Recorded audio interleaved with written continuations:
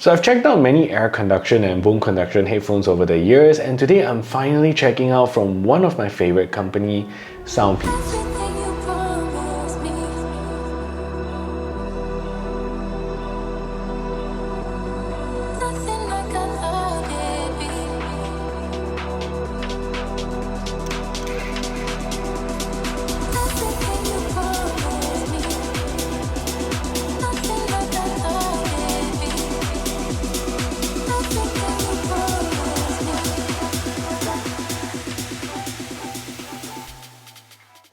So CPlus Digital Malaysia have sent me the RunFree Lite today for review, and if you haven't already known, CPlus Digital Malaysia sells many cool tech products, earbuds and headphones, and they do bring in many Soundpeats products as well. So if you're interested in buying these headphones, do check out their links in the description below. So the RunFree Lite today comes in at a budget-friendly 119 Malaysia ringgit or about 29 US dollars, and honestly, if I could just buy any headphones for 29 bucks, I honestly wouldn't need to think twice. Thanks Malaysian currency. So the RunFree Lite here has a very standard look to any air conduction headphones, and the main difference between this and bone conduction headphones is that there's no vibrating units sitting on your temples, which is good if you want ear protection, but generally bone conduction headphones have pretty poor sound quality. So with air conduction headphones, they work like regular headphones just like the Soundpeats Air 3, however they sit further outside of your ears and work like small speakers that aims directly into your ear canals. So the good thing about air conduction headphones is not for ear protection, but to give you more environmental awareness, especially when you're running out and about, even better than half-in-ear earphones. So what you have here is a nice plastic device, very lightweight, and it comes in at about 27 grams only, and the neckband has a very nice rubberized finish, which is also very flexible, and it leads to the main controller battery unit, which is right around here. So at the front here is where you get the speaker unit itself, where it comes with a 16.2mm dynamic driver inside that pumps out just enough volume for you to enjoy your music, and we're going to talk about volume very shortly. And apart from that, these are really comfortable headphones to use, and they feel very nice and great on my head, very lightweight, easy to wear as well. So however, if you plan to use this while sitting on your computer chair, note that your headrest is going to push it forward and it isn't that comfortable. So Soundpeats rate these headphones to have about 17 hours of playback time when used at about 60% volume, but from my experience with most songs, 60% isn't really loud enough, so you're likely going to play them louder, and so you're going to have lower battery life. So the good news about these headphones is that on the right side, you're going to get this flap that houses a Type-C charging port to charge up the headphones. This is super great news because headphones like that usually comes with their weird magnetic proprietary charger, which is a hassle to bring around, so Type-C is really welcome here. So speaking of volume, this headphones is also not really loud. Listening at 60% feels really soft in my opinion, and for me, a comfortable volume starts at about 90 to 100%. Especially if you're using this running on a busy road with cars and bikes passing you, you will struggle to listen to music. So this is honestly one of the cons of these headphones in my opinion. So the RunFree Lite also comes supported with Soundpeats App, but honestly doesn't do much in terms of customizability. At the homepage is where you're gonna get your battery percentage of the headphones and also a beautiful picture of your new headphones. In the settings tab, this is where you're gonna choose your volume. Again, I'm not too sure why you need a volume inside the app itself. Maybe your volume button is broken or something, and also play around with the EQ settings here. However, like almost all Soundpeats product, the adaptive EQ that you see here is still not a usable function. It's there, but you know, as you press it, it doesn't do anything.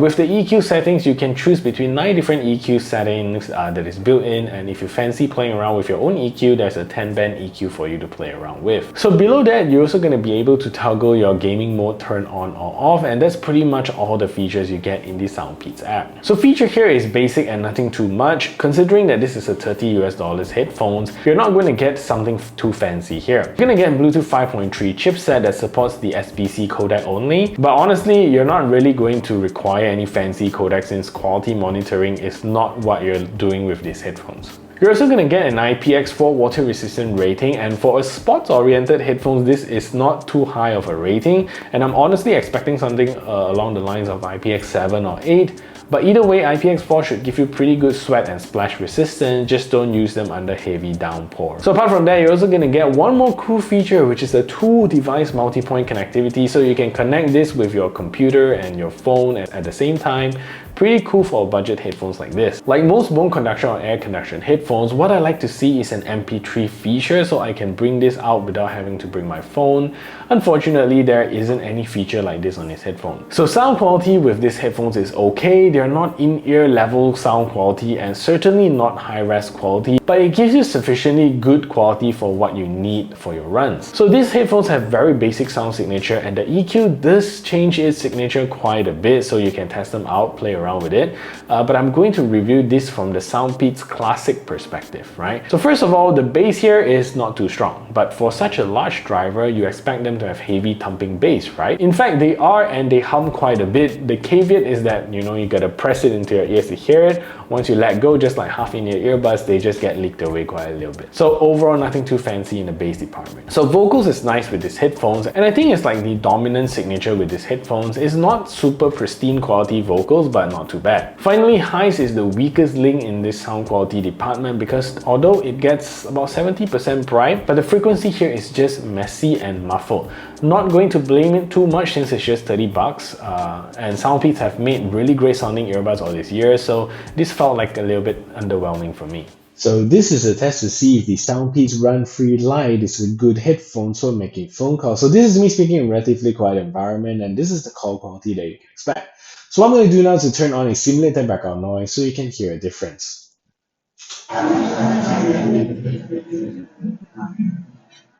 So now there's a simulated background noise playing in the background, and this is the call quality that you can expect from these headphones.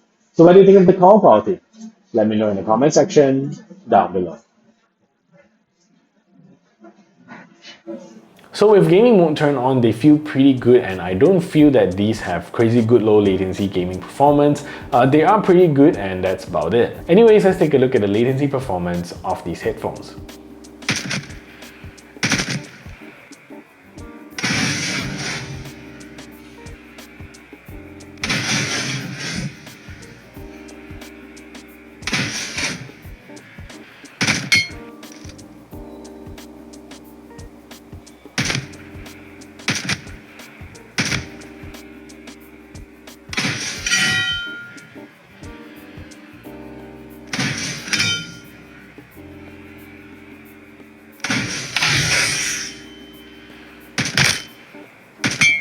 So controls here are also really straightforward, and you're gonna get 3 buttons here, and the 2 outside ones are the volume rocker, which also acts as track skipping controls. The middle button is also the power button, and if you press it once, it will play or pause your media. Press it twice and it will call out your assistant, and press it 3 times and it will enter or exit gaming mode. So very convenient controls here. So if you're an active person, perhaps a runner, often runs around urban cities with lots of cars around you and you need something open, then I think this is worth your 30 bucks. However, if you're buying this for the purpose of enjoying music, then I'll point you somewhere else towards like maybe the Soundpeats Air 3. That would be a much better option for music enjoyment. So that is it for this review. If you find this video helpful, smash that thumbs up button, share this video everywhere. If you haven't yet subscribed, do consider subscribing, and I'll see you in the next video.